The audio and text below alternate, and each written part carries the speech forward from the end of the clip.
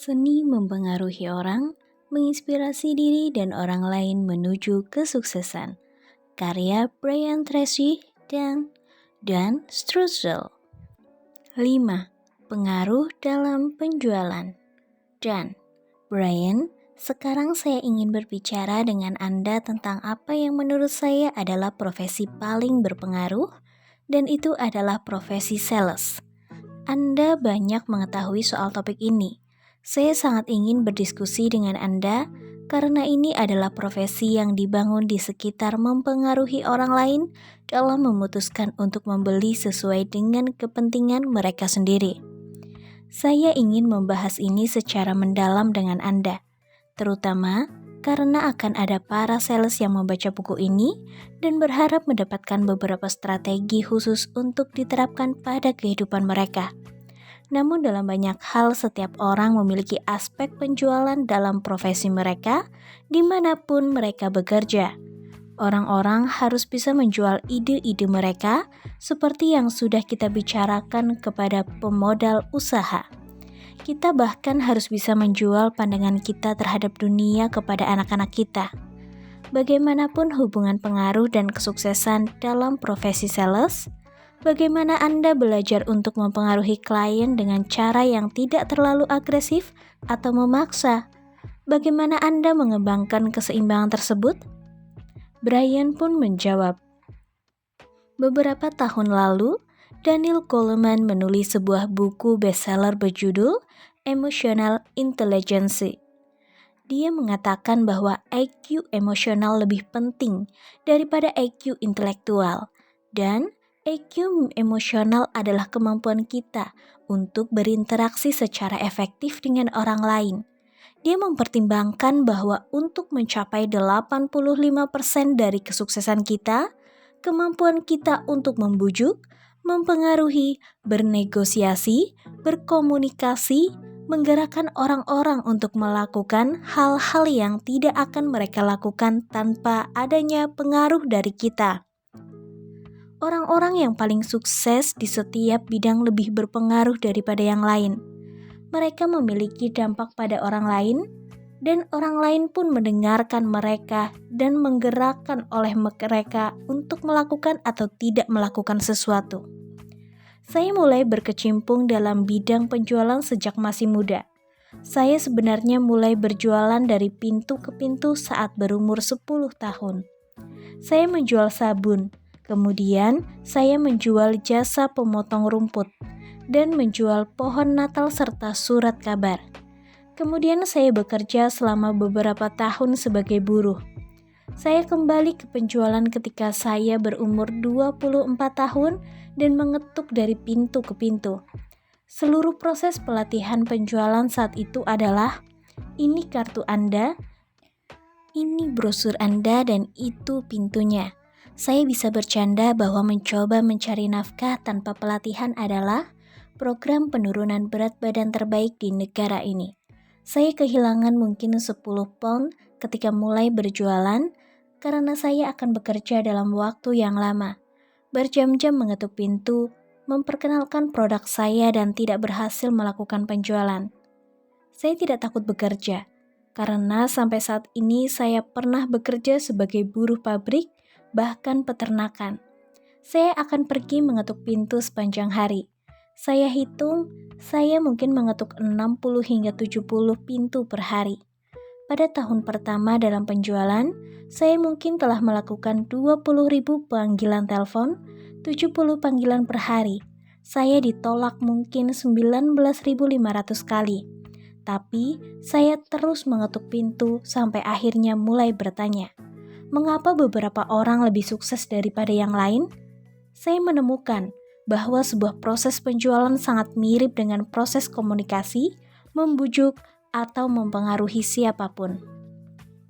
Bayangkan Anda mengetuk pintu, dan Anda bertemu dengan seseorang yang belum pernah Anda temui sebelumnya dalam hidup Anda. Tujuan Anda adalah mengadakan pertemuan untuk membujuk orang tersebut agar memberi Anda uang untuk membeli produk Anda. Jadi, Anda pergi dengan membawa uang itu dan dia pergi membawa produk yang Anda jual. Juallah hari ini karena itulah desainnya, yakni membuat janji bahwa produk atau jasa Anda adalah sesuai dengan yang Anda katakan dan akan melakukan apa yang Anda katakan akan lakukan. Dan Anda memenuhi janji itu. Jadi, orang-orang memberi Anda uang untuk janji-janji dan itu adalah penjualan yang cukup sulit.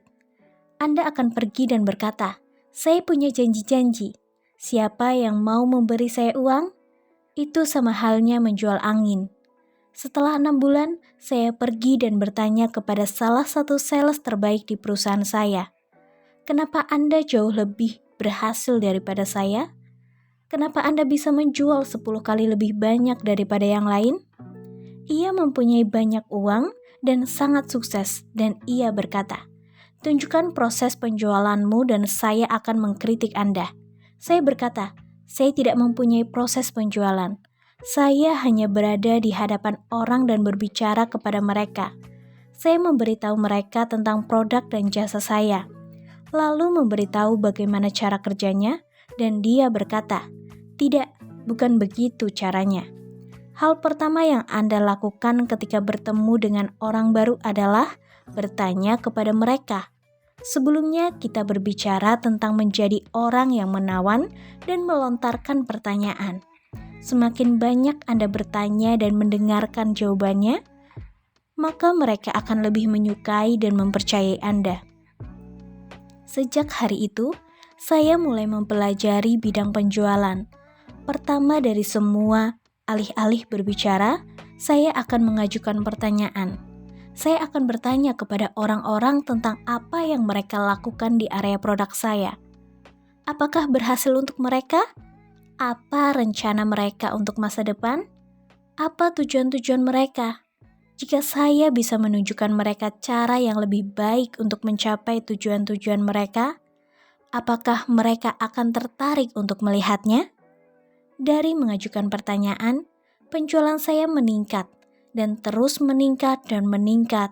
Lalu dalam waktu 1 tahun, penjualan saya meningkat 10 kali lipat. Saya mulai membaca semua buku dan artikel tentang penjualan. Saya mulai mendengarkan program audio pertama tentang penjualan. Saya mulai mengikuti seminar dan lokakarya penjualan yang tidak pernah saya lakukan sebelumnya. Saya mendengarkan orang-orang top berkata, "Beginilah cara kami menjual produk kami." Selalu mulai dengan sebuah pembukaan, pengenalan, membangun hubungan, dan mengajukan pertanyaan sehingga orang itu menyukaimu. Kemudian mendengarkan dengan seksama jawabannya. Setelah itu, mencari tahu apa yang sedang dilakukan calon pelanggan dan apa yang mereka butuhkan. Kemudian, tunjukkan pada mereka bagaimana produk atau jasa ini bisa membantu mereka mencapai tujuan-tujuan mereka. Bisa meningkatkan hidup mereka lebih cepat daripada apa yang sudah mereka lakukan pada harga yang masuk akal. Kemudian menjawab pertanyaan atau keberatan mereka, menutup penjualan, dan pada akhirnya melakukan penjualan kembali serta mendapatkan rekomendasi dan referensi semua hal yang sudah kita bicarakan. Dan berkata kembali, jadi mendengarkan berhubungan dengan langkah pertama, yakni mencoba mengidentifikasi apakah seorang kandidat bagi produk kita. Setelah kita mengajukan banyak pertanyaan kepada orang itu dan kita telah memutuskan dialah orangnya, apakah langkah kedua benar-benar mulai mengungkap beberapa kualitas produk atau layanan kita, atau apakah ada langkah sementara sebelum kita melakukannya? Brian pun menjawab kembali. Langkah pertama berfokus pada pertanyaan pribadi. Kita mengajukan pertanyaan yang umum, tidak spesifik, tentang diri mereka. Bagaimana kabar bisnisnya? Bagaimana pengaruh keadaan ekonomi pada Anda? Bagaimana menurut Anda tentang pilihan itu? Bagaimana hal tersebut mempengaruhi bisnis Anda? Kompetisi macam apa yang pernah Anda alami? Hanya pertanyaan umum, hampir seperti pertanyaan yang kita ajukan di acara resepsi atau acara sosial.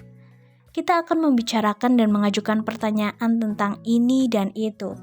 Setelah itu, Pada tahap tertentu kita berpindah dari hal-hal personal di mana semua orang merasa nyaman. Dari riset terhadap puluhan ribu rekaman video percakapan penjualan, dikatakan bahwa pelanggan akan mencapai titik di mana mereka akan mengundang kita untuk beralih ke berbicara tentang alasan kunjungan kita. Jika kita mulai berbicara tentang produk kita terlalu cepat, sebelum pelanggan mengidentifikasikan bahwa mereka merasa nyaman dan ingin mendengar tentang hal itu, kita dapat mematikan penjualan. Oleh karena itu, dengarkan saja, mengangguk, tersenyum, menarik. Setelah itu, ajukan lebih banyak pertanyaan tentang apa yang dilakukan pelanggan. Di titik tertentu mereka akan berkata, "Mengapa Anda tidak memberitahu saya sedikit tentang apa yang Anda miliki?" Ini seperti tiang sinyal di kapal induk. Mereka akan lambaikan benderanya dan berkata, "Sekarang saatnya membicarakan produk Anda." Tapi jika kita memulai terlalu cepat, lagi-lagi mereka menemukan ini. Ketika mewawancarai pelanggan yang kehilangan minat mereka pun berkata, "Kami baru saja hendak mengenal satu sama lain." Kemudian ia tiba-tiba mulai membicarakan produknya. Dan pada dasarnya itu terlalu cepat. Hal itu seperti bertemu dengan gadis yang menarik dan saling bersikap sopan membicarakan di mana Anda tinggal dan pekerjaan macam apa yang Anda lakukan. Kemudian menerekamnya dan meraihnya dengan kedua tangan, lalu mencoba menciumnya. Mungkin ada waktu untuk itu, tetapi ini terlalu cepat. Dalam hal penjualan, kita belum memiliki cukup hubungan untuk benar-benar mulai berbicara tentang menukarkan uang untuk janji-janji. Daripada mengasumsikan bahwa mereka membutuhkan produk atau layanan kita, ajukan banyak pertanyaan kepada mereka. Bagaimana hal itu bisa membawa keberhasilan bagi Anda jika Anda bisa mengubah apapun dalam situasi sekarang? Dengan produk atau jasa ini, apa yang mau Anda ubah? Apa yang ingin Anda miliki lebih banyak atau lebih kurang? Anda mengeksplor untuk melihat apakah ada celah. Kami menyebutnya analisis celah. Sebuah celah di antara pelanggan berada sekarang dan pelanggan bisa berada dengan produk atau jasa Anda. Jika pelanggan itu berkata, "Saya benar-benar senang dengan pemasok saya sekarang dan tidak membutuhkan hal lain. Terima kasih banyak sudah datang." Maka ini jelas sekali bukan calon pelanggan untuk kita. Jika Anda pernah bertemu dengan seseorang seperti itu, terimalah sebagai kenyataan dan carilah calon pelanggan lain. Katakan sepertinya Anda sangat senang dengan apa yang Anda lakukan dan tidak mungkin saya bisa meningkatkan kondisi Anda. Jadi, terima kasih banyak atas waktu Anda. Jika Anda memang membutuhkan sesuatu yang berbeda, jika saya bisa membantu Anda, ini kartu nama saya. Kami memiliki pendekatan yang membuat produk kami superior. Tapi, Anda bisa memutuskan untuk diri Anda sendiri. Jadi, selalu tunjukkan bahwa Anda mengambil pendekatan yang berbeda dan superior. Tapi pilihan mereka saat ini adalah baik. Itu adalah perusahaan yang bagus. Mereka sudah bergerak dalam bisnis ini dalam waktu yang lama. Kemudian, mereka seringnya akan berkata, "Mereka tidak sebagus itu karena saya mengalami beberapa masalah dengan jasanya." Atau ini dan itu. Kemudian mereka akan memberitahu Anda area ketidakpuasan mereka pada pesaing Anda. Dan mereka berkata, "Apa yang bisa Anda lakukan tentang itu?" Anda berkata, "Ya, ini menarik, karena saya pernah mendengar masalah itu sebelumnya." Cara kami menanganinya adalah Anda berbicara tentang bagaimana Anda membantu pelanggan menjadi lebih baik dengan mengatasi masalahnya. Tapi jangan pernah mengatakan hal negatif tentang pesaing Anda. Ya, satu hal yang Anda katakan dalam Psychology of Selling yang selalu mempengaruhi saya adalah ketika Anda berbicara tentang proses perasaan. Pernah merasakan, menemukan. Saya mengerti bagaimana perasaan Anda. Banyak orang lain yang pernah merasakan sama seperti yang Anda rasakan, tapi mereka menemukan ini. Ini sangat brilian, karena Anda mengidentifikasi dengan perasaan, tetapi juga menunjukkan bagaimana Anda memberikan solusi. Ketika menemukan seseorang yang Anda rasa pasti merupakan kandidat baik untuk produk Anda, dan Anda menunjukkan mereka produknya, mereka mungkin melemparkan banyak keberatan yang Anda sadari hanya permukaan. Datang dari rasa takut, bagaimana Anda menangani keberatan mereka dan membuat mereka mencapai keputusan penjualan tanpa menghancurkan kepercayaan. Jika Anda mau, dan tanpa terlihat seperti seseorang yang hanya mementingkan penjualan dan bukan mementingkan mereka. Brian menjawab, salah satu hal yang saya ajarkan disebut segitiga emas penjualan. Ini didasarkan pada wawancara dengan puluhan ribu pelanggan yang ditanya. Bagaimana pendapat Anda tentang para sales yang Anda pernah membeli dari mereka di masa lalu? Kami tahu bahwa ini adalah para sales teratas di perusahaan itu. Pelanggan datang dengan 3 perkataan. Pertama adalah, saya memandangnya lebih sebagai teman daripada sales. Saya rasa orang ini lebih peduli pada saya daripada melakukan penjualan. Jadi saya memandangnya sebagai seorang teman dalam industri itu. Kedua, saya memandangnya sebagai penasihat atau penolong. Saya tidak menganggap dia berusaha menjual sesuatu kepada saya sebesar ingin membantu meningkatkan kondisi saya. Saya menganggap dia sebagai konsultan, penasihat, dan pemecah masalah. Karena ingat, pembelian setiap produk adalah solusi terhadap suatu masalah. Sekarang bagaimana mereka bisa mendapat kesan bahwa Anda lebih peduli tentang masalah mereka daripada tentang penjualan? Itu karena Anda bertanya tentang masalah mereka dengan produk Anda setiap saat. Bagaimana kabar Anda dari area ini? Bagaimana bisa berhasil untuk Anda? Apakah Anda memiliki masalah atau kesulitan? Apa permasalahan terbesar yang Anda miliki? Kadang-kadang saya berkata, bayangkan Anda mengayunkan tongkat ajaib pada situasi ini sehingga bisa sempurna dalam segala hal. Bagaimana hal itu bisa berbeda dari hari ini? Apa yang akan Anda miliki dalam jumlah yang lebih banyak atau lebih kurang? Jika situasi Anda yang berhubungan dengan produk ini adalah sempurna, bagaimana hal itu bisa berbeda? Mereka akan sangat sering berkata, jika situasi saya sempurna, saya ingin melakukan hal ini lebih banyak atau hal itu lebih sedikit. Atau saya ingin mendapatkan ini atau itu. Atau saya ingin menghentikan ini atau memulainya itu. Ini akan memberi Anda pembukaan. Ini akan menunjukkan Anda celah antara apa yang diinginkan pelanggan dan di mana pelanggan merasa diri mereka berada hari ini. Jadi kami menyebutnya penjualan hubungan. Ketika kita memposisikan diri sebagai teman, penjualan konsultatif di mana kita memposisikan diri sebagai penasihat, dan penjualan pendidikan di mana kita memposisikan diri sebagai guru. IBM menjadi pemasok komputer terbesar di dunia. Mereka memiliki 82% pasar komputer di dunia sebelum komputer lebih kecil dan komputer desktop menerobos masuk.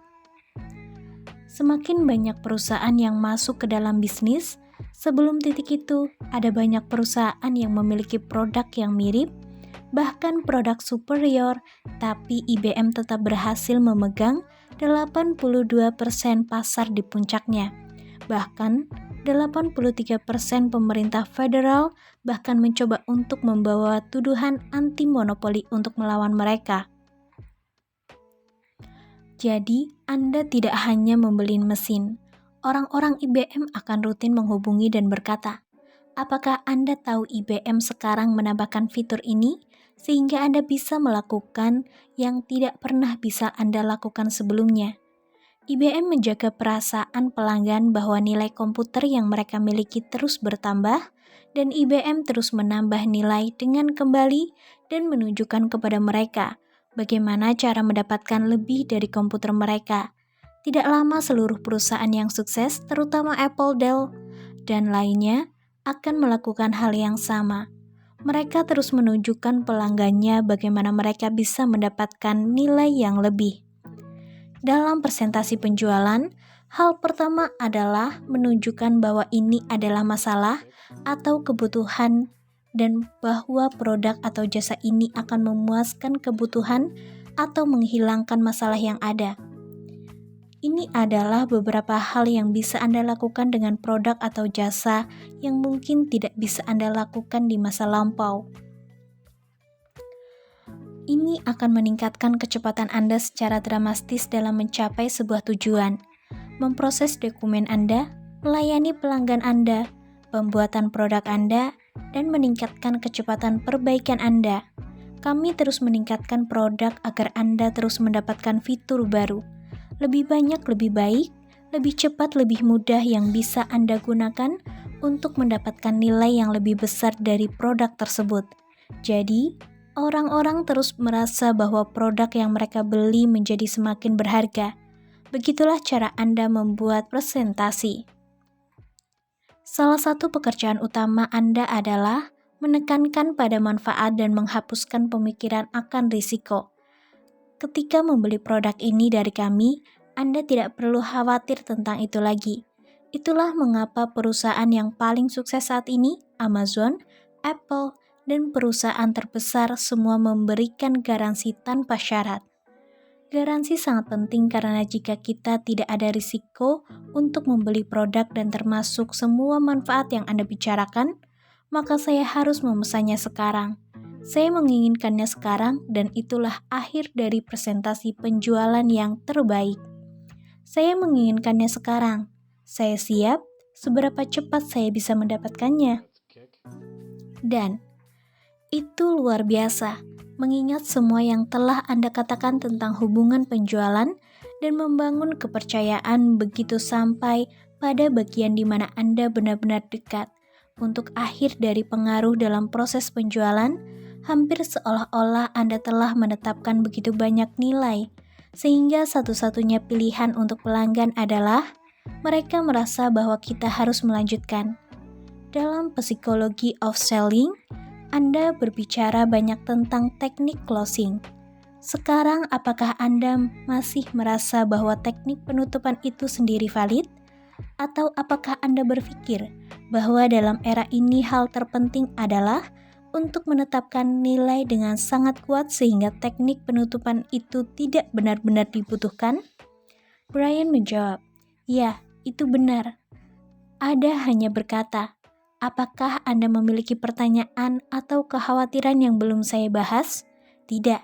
Baiklah, mari kita mulai. Seberapa cepat Anda akan membutuhkan ini? Apakah Anda mau produk atau jasa ini diantar ke rumah atau kantor Anda? Jadi penutupannya harus sangat lembut, sangat mudah, tidak stres dan tidak ada tekanan sama sekali. Anda membuat pelanggan setuju bahwa mereka benar-benar mau menggunakan dan menikmati semua yang Anda deskripsikan, jadi mari kita mulai. Dan pertanyaan terakhir yang ingin saya tanyakan adalah tentang keseluruhan proses ini. Lagi-lagi membawanya ke dalam era modern sedikit, apakah memang di era digital terlibat jauh lebih banyak penjaga pintu daripada di masa lampau? Semuanya dilakukan secara langsung. Penjaga pintu mungkin saja sekretaris atau resepsionis, tapi sekarang dengan dunia digital ini, orang bisa bersembunyi di balik email, mereka jarang menjawab panggilan telepon, semuanya masuk ke pesan suara dengan caller ID, jadi sepertinya ada lebih banyak hambatan dalam berhadapan langsung dengan klien. Bisakah Anda memberikan beberapa saran untuk orang-orang yang berprofesi sebagai sales tentang bagaimana cara menghadapi para penjaga pintu? Dan benar-benar berhadapan atau berbicara melalui telepon? Berbicara langsung dengan pelanggan yang benar-benar membutuhkan produk Anda? Brian menjawab, "Sekarang segalanya adalah tentang internet dan email. Semua orang membeli segalanya daring dan bagaimana cara Anda berhubungan langsung dengan pelanggan jika segalanya daring? Statistik pada minggu lalu menunjukkan bahwa hanya 11% dari penjualan yang terjadi secara daring. Ini mengejutkan, karena mereka berpikir bahwa semua orang membeli segalanya secara daring. Inilah yang mereka temukan. Jika Anda bisa membayangkan halter dengan 2 beban besar di ujung dan sebuah bar di tengah, satu bobot besar inilah yang disebut transaksi. Misalnya, saya beritahu Anda tentang sebuah buku, jadi Anda membeli buku itu secara daring. Atau saya memberitahu Anda tentang sebuah kamera atau sepasang sepatu. Hal transaksional tidaklah sesuatu yang membutuhkan meditasi atau diskusi dengan keluarga Anda atau pergi ke puncak gunung dan menyalakan lilin. Namun, di ujung halter yang lain ada yang kita sebut barang yang disesuaikan, dan barang-barang ini sangat spesifik untuk seorang individu. Contohnya, Anda bisa memutuskan bahwa Anda membutuhkan komputer laptop, tapi Anda mungkin tidak yakin komputer jenis apa yang tepat. Jadi, Anda pergi ke toko Apple. Itulah sebabnya toko Apple sekarang adalah toko retail terlaris per kaki persegi di dunia. Ada yang disebut showrooming, yang telah banyak dilakukan oleh orang akhir-akhir ini. Semacam e-book. Ketika e-book keluar, penjualannya sangat melesat, dan penjualan buku retail menurun. Seperti yang Anda tahu, Borders Book 600 toko tutup dalam waktu 1 tahun setelah mengenal iPad. Banyak orang membeli buku secara daring karena iPad dan Kindle. Tapi kemudian orang-orang sadar bahwa mereka tidak benar-benar membaca buku yang dibeli secara daring. Karena mereka senang membalik halaman dan membuat catatan dan seterusnya. Jadi, mereka mulai membeli buku lagi. Penjualan e-book setelah diratakan dan ditolak, dan penjualan buku hardcover dan softcover kembali lagi. Penjualan di toko buku telah meningkat karena orang-orang senang pergi. Ada banyak produk bersifat pribadi yang ingin Anda lihat, atau Anda ingin berbicara dengan seseorang tentang produk tersebut. Anda tidak akan membeli perabot kantor secara daring. Anda tidak mungkin membeli perlengkapan kantor, dekorasi kantor, pencetakan khusus, dan hal-hal promosi iklan dan sebagainya secara daring. Anda akan menemukan seseorang secara daring, lalu menghubungi mereka. Kemudian Anda akan meminta mereka untuk mengirim seseorang untuk menemui Anda. Jadi, saya akan mengatakan bahwa pasar untuk sales yang berhadapan langsung akan terus ada.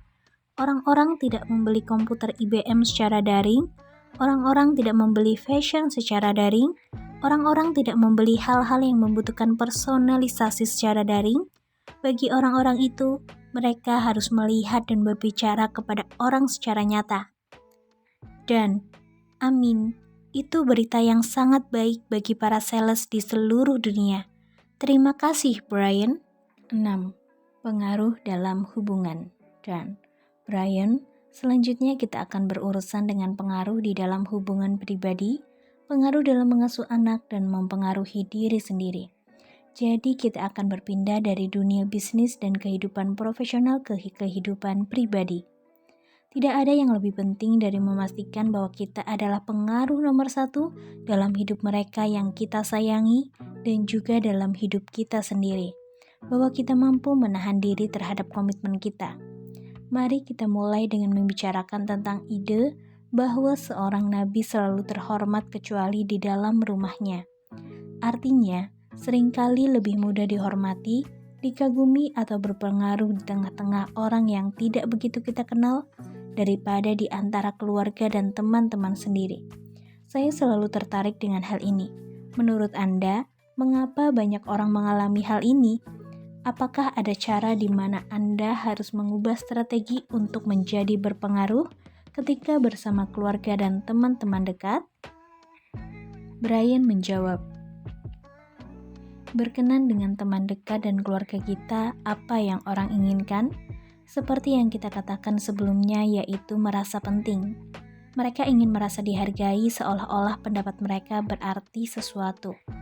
Pada tahun 2010, saya mengalami situasi bisnis yang sangat sulit.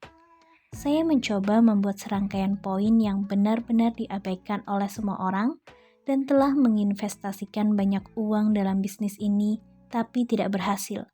Saya menderita kanker tenggorokan, lalu mendapatkan buku teks yang mengatakan kanker muncul dari tipe stres tertentu.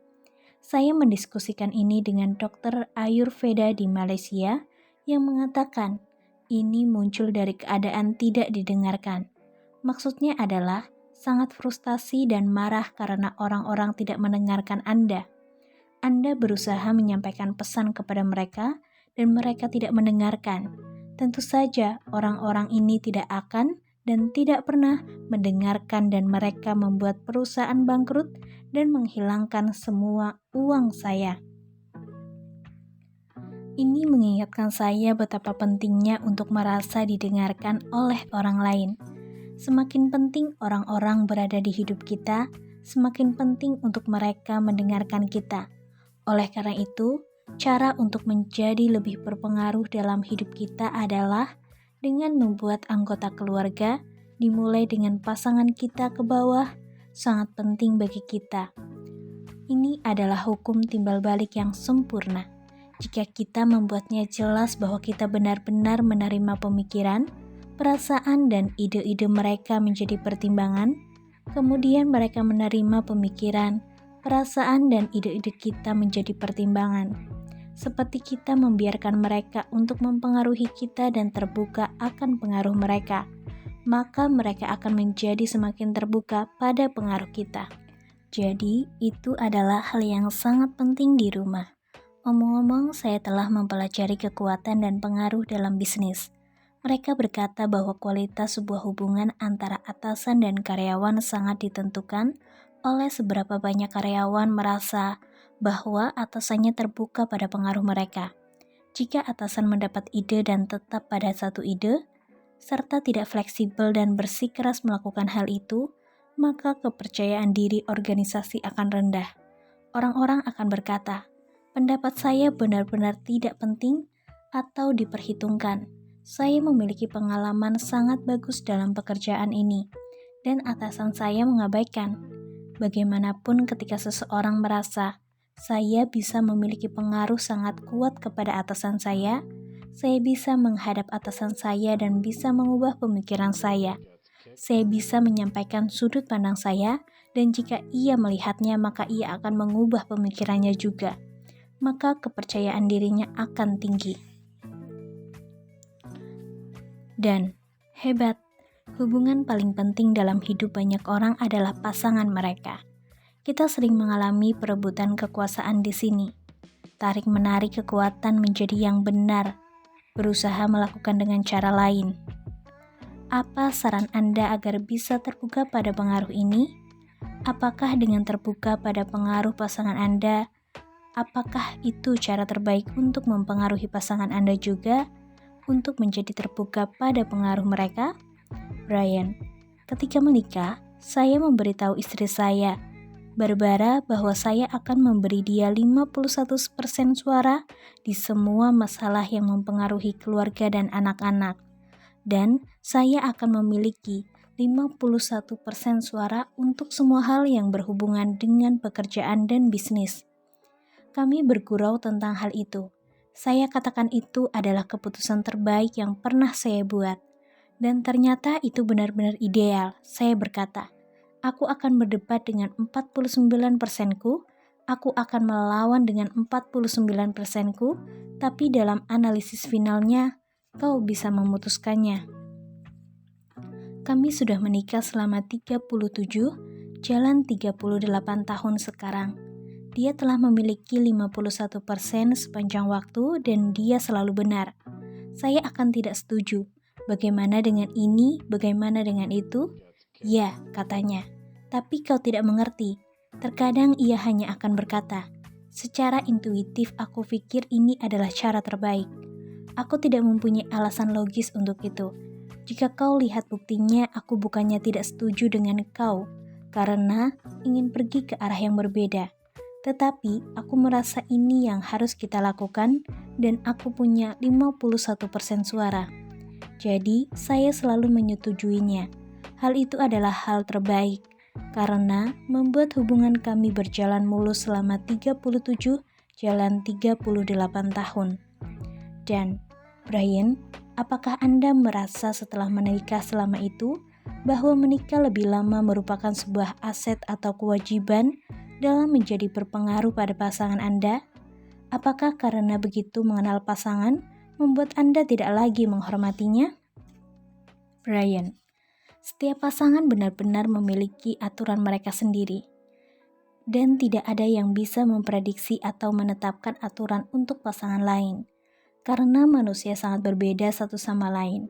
Dalam sebuah pasangan, Anda memiliki dua makhluk kimia yang rumit disatukan bersama untuk membentuk satu hubungan yang luar biasa rumit. Jadi, saya tidak pernah menghakimi orang lain. Saya mengatakan bahwa yang paling penting adalah mendengarkan intuisi Anda dan mengikuti kemana intuisi itu membimbing Anda. Filosofi saya dibentuk sangat awal. Saya memulai mempelajari kualitas pernikahan yang baik dan menjadi orang tua yang baik, serta menemukan bahwa penghormatan lebih penting dari yang lainnya. Selama Anda menghormatinya, Anda bisa mempunyai segala macam percekcokan dan perselisihan. Tapi jika rasa hormat itu hilang, maka segala sesuatu akan hilang dengan cepat. Jadi, saya tidak pernah melanggar hal itu. Saya selalu menghormati istri saya dan anak-anak kami. Dua dari mereka sekarang sudah menikah dan mereka sangat menghormati pasangan mereka. Hubungan mereka sangat solid dan positif, karena mereka telah melihat cara saya memperlakukan Barbara dan cara Barbara memperlakukan saya. Dengan cara itulah mereka berharap diri mereka diperlakukan ketika mereka mencari dan menemukan pasangan.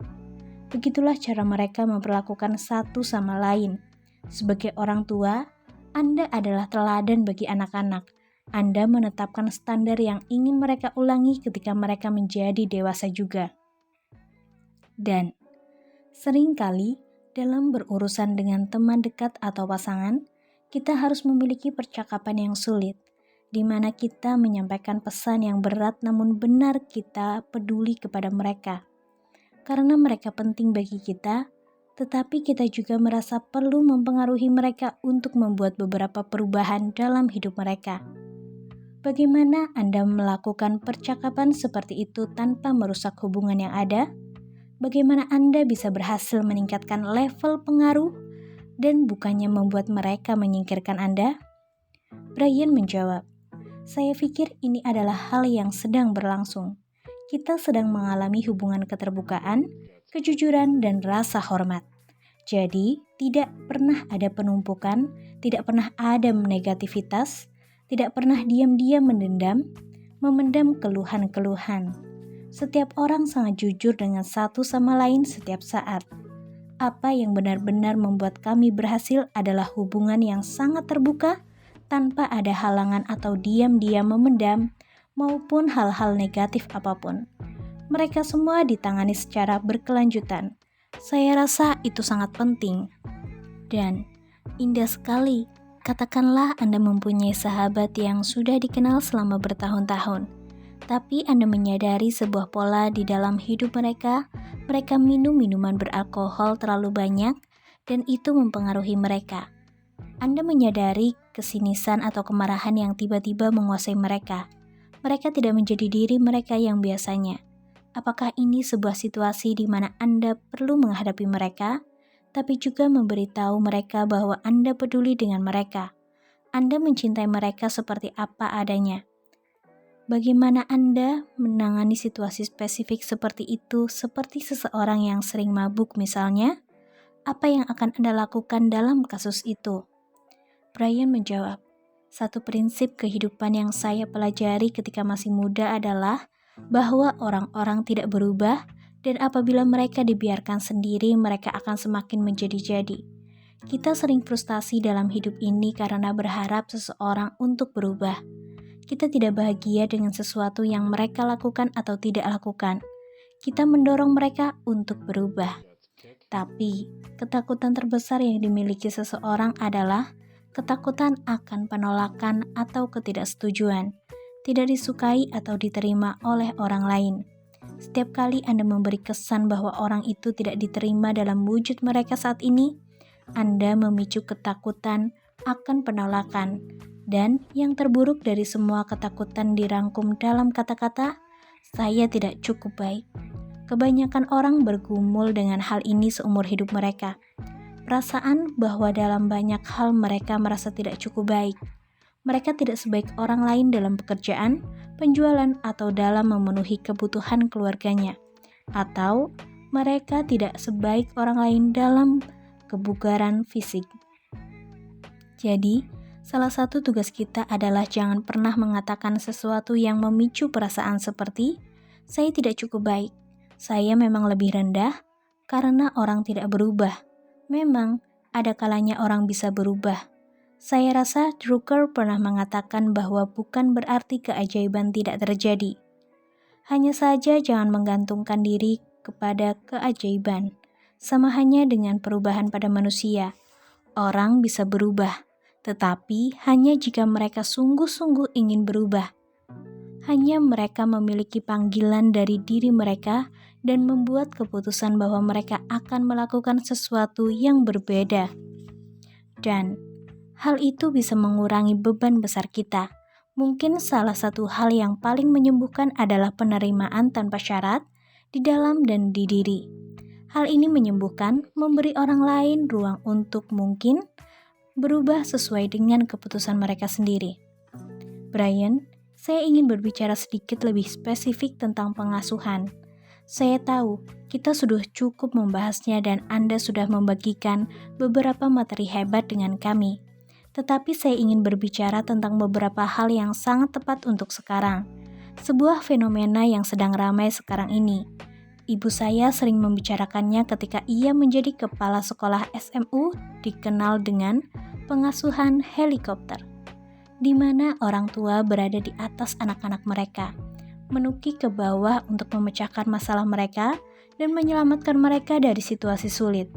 Berbicara tentang bagaimana fenomena ini, meskipun kelihatannya penuh kasih sayang, hal ini bisa bertentangan dengan mempengaruhi anak-anak kita menjadi seseorang yang lebih baik dengan menghambat pertumbuhan mereka.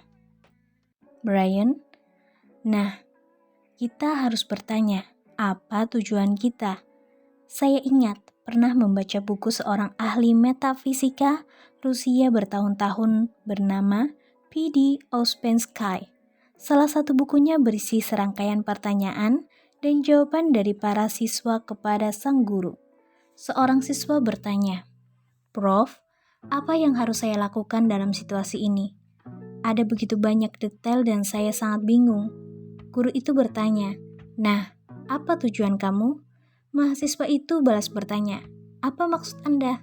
Sang guru berkata, "Apa tujuan kamu? Apa tujuan akhir kamu? Apa yang pada akhirnya ingin kamu capai dalam situasi ini? Dan di mana kamu ingin berakhir?" Mahasiswa itu berkata, "Saya tidak tahu.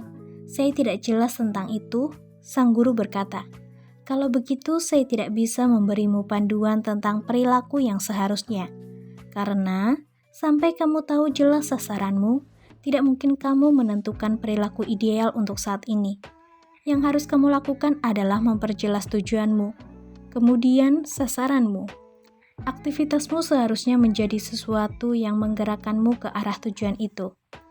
Dalam seminar, kadang-kadang saya bercanda tentang beberapa cara untuk menggandakan produktivitas dan penghasilan. Saya berkata, "Saya akan memberi Anda beberapa cara, tetapi izinkan saya memberi Anda satu saja untuk memulai, hanya untuk menunjukkan bahwa saya tidak membual. Saya mau Anda membayangkan bahwa Anda memiliki dua jenis aktivitas. Ketika akan menyebutkan aktivitas nomor 1 dan aktivitas nomor 2, dan keduanya ada di dalam dua tas besar. Aktivitas nomor 1 didefinisikan sebagai aktivitas yang menggerakkan Anda menuju tujuan yang hendak Anda capai. Aktivitas nomor 2 adalah aktivitas yang tidak menggerakkan Anda menuju tujuan Anda, atau lebih buruk lagi, menjauhkan Anda dari sana. Jadi, inilah cara Anda bisa menggandakan aktivitas, kinerja, produksi, hasil, dan pemasukan Anda. Hanya lakukan aktivitas nomor 1 dan jangan lakukan aktivitas nomor 2. Sesederhana itu. Jadi, sebelum melakukan apapun, tanyakan kepada diri kita, apakah kegiatan ini menggerakkan saya menuju sesuatu yang benar-benar ingin saya capai? Yang sangat penting dalam hidup saya atau hanya selingan dan pemborosan waktu? Jika hal itu tidak menggerakkan kita menuju salah satu tujuan kita pilih sendiri, maka jangan lakukan itu dan lakukan sesuatu yang sebaliknya.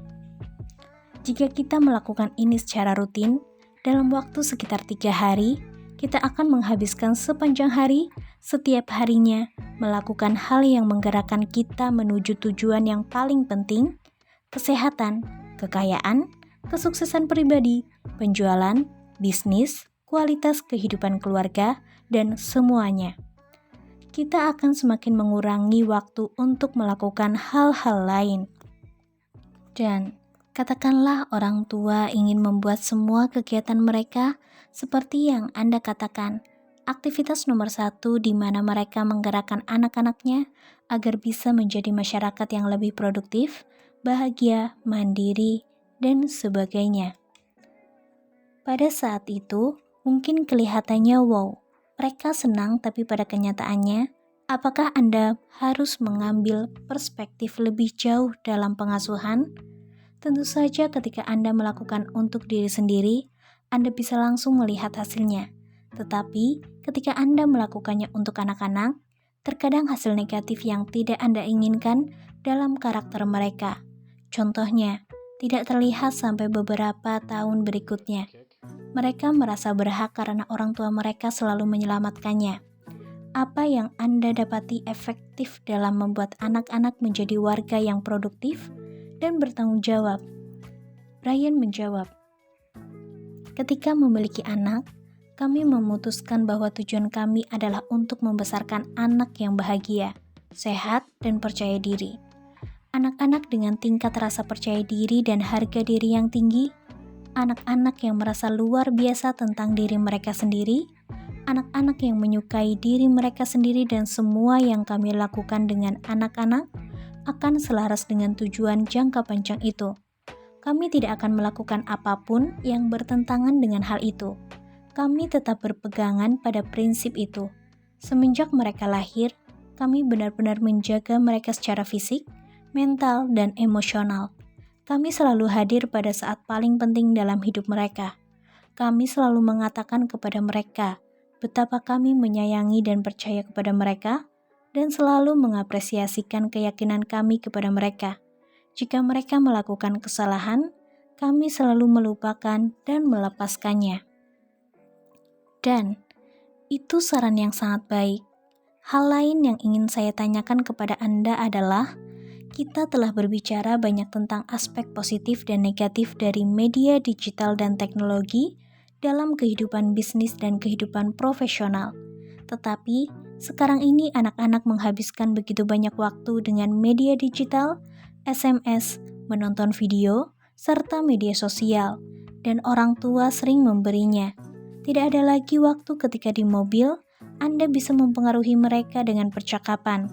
Apa saran Anda yang bisa dilakukan para orang tua dari sejak anak-anak kecil sampai remaja untuk memastikan bahwa mereka adalah pengaruh nomor 1 pada kehidupan anak-anak dan bukannya pengaruh selain dari media digital?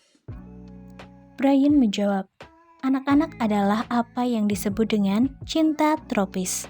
Seperti bunga matahari yang menunduk ke arah matahari, anak-anak adalah cinta tropis, mereka menunduk ke arah sumber cinta yang besar dan penerimaan di dalam hidup mereka. Cinta dan penerimaan adalah untuk seorang anak, sama pentingnya dengan oksigen atau darah di otak. Oleh karena itu, jika Anda ingin menjadi pengaruh paling penting dalam hidup anak Anda, jadilah sumber cinta dan penerimaan yang paling penting sehingga anak-anak selalu memandang Anda sebagai bagian paling positif di hidup mereka. Saya telah mengajarkan ini kepada ribuan orang dalam program saya, dan para orang tua telah kembali dan mengatakan bahwa itu benar. Anak-anak Anda akan dipengaruhi oleh teman, sekolah, hubungan, dan pertemanan mereka. serta segala macam hal, tetapi pastikan bahwa Anda adalah orang yang sekokoh batu untuk menjadi sumber utama cinta dan penerimaan bagi mereka. Saya berkata kepada anak-anak saya begini, teman-temanmu akan datang dan pergi. Beberapa di antaranya akan berteman denganmu lebih lama dan beberapa lebih singkat. Namun ibu dan aku tidak akan pernah pergi. Kami akan selalu ada di sini. Kami akan selalu menjadi sahabatmu. Kami akan selalu ada di dekatmu dan menjagamu. Kau selalu bisa mengandalkan kami. Kami memberitahu bahwa kita mereka lebih muda, 7, 8, 9, 10 tahun, dan pada titik tertentu mereka baru menyadari. Teman-teman mereka datang dan pergi. Putri saya berbagi apartemen dengan seorang wanita di Universitas Miami. Dan wanita ini tidak memiliki uang sebanyak kami. Jadi kami membiayainya untuk ikut berlibur dengan kami ke Hawaii. Kami membiayai untuk perjalanan dengan pesawat ke Cabo San Lucas. Kami menjaganya seperti yang kami lakukan kepada anak-anak kami sendiri. Suatu hari dia mengumumkan bahwa dia akan pergi. Dia pindah ke negara bagian lain dan tidak akan kembali. Dan berkata, "Wow, Brian." Hanya begitu penjelasannya. Dia mempunyai pacar dan memiliki masalah dengan pacarnya. Si pacar memutuskan untuk pergi, jadi dia memutuskan untuk pergi bersamanya. Setelah semua itu, ia hanya seperti yang mereka katakan, beranjak dan pergi dan tidak pernah kembali. Tidak pernah berkomunikasi lagi. Putri saya berpikir bahwa wanita itu adalah sahabatnya. Mereka satu sekolah dan sebagainya. Saya berkata, ayah pernah bilang padamu sebelumnya, teman-temanmu akan datang dan pergi. Sebagian dari mereka akan menjadi teman yang lebih baik, sebagian akan menjadi teman terburuk. Ia sudah mengalaminya sekarang. Ia berusia 24 tahun dan sudah bertemu dengan banyak sahabat, alias best friend forever. Kemudian menghilang begitu saja. Tapi kami, orang tuanya akan selalu berada di ujung telepon, di ujung email atau pesan singkat. Orang tuanya selalu ada untuknya. Ia adalah yang termuda dan saya rasa mereka menyadari bahwa orang tua adalah sahabat karena mereka selalu bisa mengandalkan kami. Jadi mereka mampu melewati semua hal semacam ini. Tapi selama mereka tahu orang tua mereka adalah sumber cinta dan penerimaan, serta pengaruh di hidup mereka yang paling solid dan tunggal, maka mereka bisa sekokoh satu bagaikan batu karang. Dan berkata, ya, saya sangat menyukai gambaran itu. Brian, anak-anak perlu tahu bahwa orang tua mereka akan selalu kokoh seperti batu karang untuk mereka. Tidak ada yang akan mengubah. Dan itu indah. Brian, mari kita lanjutkan untuk membahas salah satu topik paling penting, yaitu bagaimana Anda mempengaruhi diri sendiri. Seringkali orang sangat nyaman memberitahu orang bagaimana harus berperilaku atau mencoba mempengaruhi orang lain. Tetapi ketika hal itu ditunjuk untuk diri mereka sendiri, mereka seringkali bukanlah teman terbaik diri mereka sendiri dengan cara yang berbeda. Dalam hal mempengaruhi diri kita, Ken Blanchard, penulis The 1 Minute Manager, mengatakan bahwa kita perlu belajar bagaimana mempertahankan komitmen kita. Ada waktunya ketika kita tidak menganggap diri sendiri bertanggung jawab atas komitmen yang telah dibuat itu. Kita terlalu lembek pada diri sendiri jika kita mau. Ide apa yang Anda miliki untuk menjadi sahabat terbaik Anda sendiri? Menganggap diri Anda bertanggung jawab atas hal-hal yang menurut Anda penting dalam hidup, dan tidak membiarkan diri Anda lolos dari hal tersebut. Apa yang akan Anda sarankan tentang mempengaruhi diri sendiri agar menjadi seseorang yang lebih baik, menjadi sahabat terbaik Anda sendiri, dan membuat diri mampu bertanggung jawab? Brian menjawab, saya mulai mengajarkan pentingnya harga diri, kepercayaan diri, membuka potensi pribadi bertahun-tahun lalu. Saya telah belajar dengan lahap tentang mata pelajaran ini selama bertahun-tahun. Ketika saya mulai mengajar, saya menemukan 3 wawasan yang sangat bagus. Pertama adalah bahwa Anda menjadi apa yang Anda pikirkan hampir setiap saat. Jadi, selama bertahun-tahun saya memberi makan pikiran saya, dengan materi positif dan semangat. Materi tentang perkembangan spiritual, saya menghabiskan ribuan jam membaca buku tentang pentingnya pembangunan spiritual. Selama ribuan jam saya membaca tentang motivasi pribadi, semua itu buku-buku klasik hebat. Dan saya membacanya berulang-ulang. Napoleon Hill, Norman Vincent Peale, dan semua penulis lainnya. Kemudian saya mulai mempelajari metafisika, tentang bagaimana otak dan pikiran bekerja, serta bagaimana otak bekerja bersama dengan alam semesta. Prinsip kedua adalah prinsip tolakan, di mana Anda tidak hanya dapat menarik berbagai hal, tetapi dapat mengusir berbagai hal, tergantung pada emosi yang terlibat. Dengan kata lain, jika Anda memiliki emosi negatif ketika memikirkan sesuatu, Anda sebenarnya dapat mengusirnya dari hidup Anda. Jika Anda memiliki emosi positif, Anda dapat menariknya. Dengan resonansi simpatik, Anda seringkali berjalan dalam ruangan dan pandangan menyeberangi ruangan, lalu Anda akan melihat seseorang. Akan ada resonansi simpatik dengan orang itu, dan Anda akan memperkenalkan diri kepada orang itu, kemudian dia dan Anda akan menikah selama sisa hidup Anda. Khalil Gibran mengatakan bahwa begini caranya. Ketika Anda bertemu seseorang, ia akan menjadi orang yang tepat untuk Anda dari saat pertama bertemu, atau pertemuan itu tidak akan pernah terjadi. Itulah mengapa hampir selalu ketika pasangan bersama dan mereka berkata, "Bagaimana kalian bertemu?" Keduanya selalu ingat momen tersebut. Mereka selalu ingat saat resonansi simpatik dan prinsip tarik-menarik. Ada prinsip getaran yang mengatur seluruh alam semesta. Setiap bentuk tunggal di alam semesta seperti air, kaca, baja, uranium berada dalam keadaan getaran serta bergetar dalam keadaan dan kecepatan tertentu.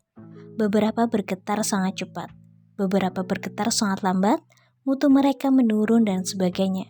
Saya mengajarkan itu semua pada 1981 dan 25 tahun kemudian, seseorang ikut dalam kursus saya sebanyak 3 kali dan menulis buku berjudul The Secret. Lalu prinsip yang ketiga, yaitu yang berasal dari istri Ken Blanchard, Margie, adalah Anda mengajarkan apa yang paling perlu dipelajari. Itu konsep sederhana yang luar biasa. Saya telah mengajarkan beberapa subjek dengan antusiasme yang sangat besar, semangat dan humor. Saya mengajarkan selama bertahun-tahun, dan di titik tertentu saya berpindah ke subjek yang lain.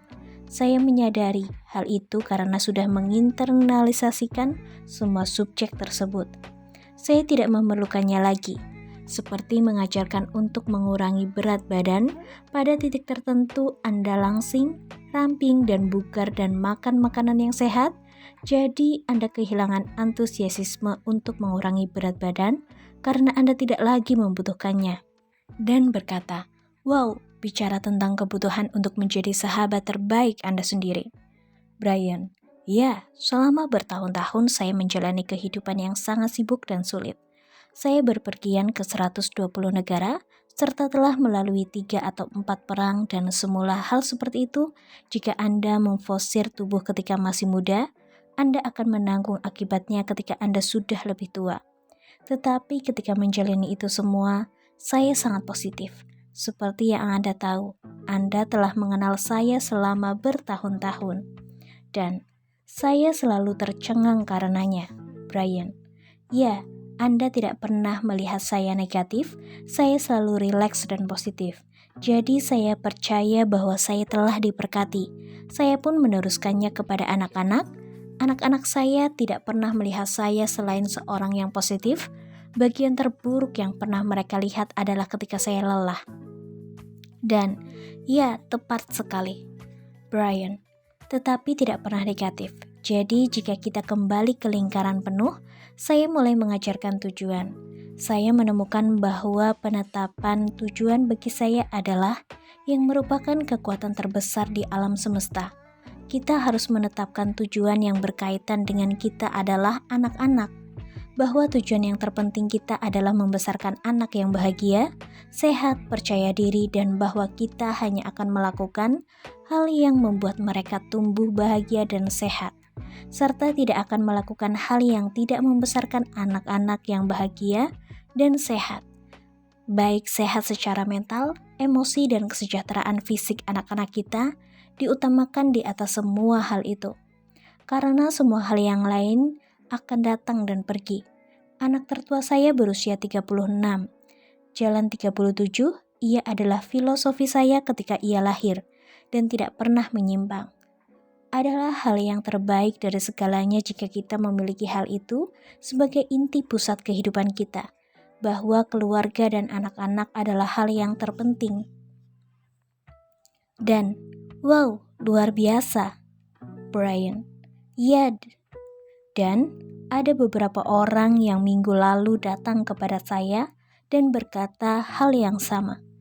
Orang-orang yang Anda cintai dan orang-orang yang mencintai Anda adalah hal yang paling penting dalam hidup. Jika itu adalah jangkar panjang, jika mengerti hal itu dengan sangat jelas, jika Anda tidak pernah melakukan apapun untuk melanggar atau menyakiti hal itu, semua hal lain dalam hidup Anda akan mengurus dirinya sendiri. Dan berkata, jika kita berbicara tentang mempengaruhi diri sendiri, satu bentuk pengaruh positif bagi diri kita adalah nutrisi. Apa yang kita masukkan ke dalam tubuh, bagi saya semua tentang menjaga diri kita dalam bentuk terbaik untuk kita dan orang-orang yang kita cintai. Saya dan istri saya selalu bercanda. Aku akan mengurus diriku untukmu. Jika kau akan mengurus dirimu untukku, dapatkah Anda berbicara sedikit tentang beberapa prinsip gizi untuk diikuti yang dapat membantu Anda tetap berada di jalur dan mempengaruhi Anda untuk menjadi manusia yang lebih penting? Brian menjawab, saya bisa membicarakan hal ini dalam seminar 2 hari saya. Apa yang saya temukan adalah bahwa semua orang tahu jawabannya. Kita tidak perlu menghabiskan banyak waktu membicarakannya seolah-olah kita baru saja menemukan dalam petunjuk rahasia. Semua orang tahu bahwa kunci sukses adalah makan makanan yang sehat, minum banyak air, banyak olahraga teratur, banyak istirahat. Segala sesuatu yang lain hanyalah tambahan kecil untuk kita. Dan, Anda telah menjadi teladan dalam hidup saya. Saya berharap untuk menggunakan ide-ide ini dan saya harap para pembaca akan menggunakan ide-ide ini untuk memiliki pengaruh dalam bisnis mereka, dengan keluarga mereka, dengan pasangan mereka, dan dalam komunitas. Brian, senang sekali bercakap-cakap dengan Anda. Brian, terima kasih, sangat menyenangkan dan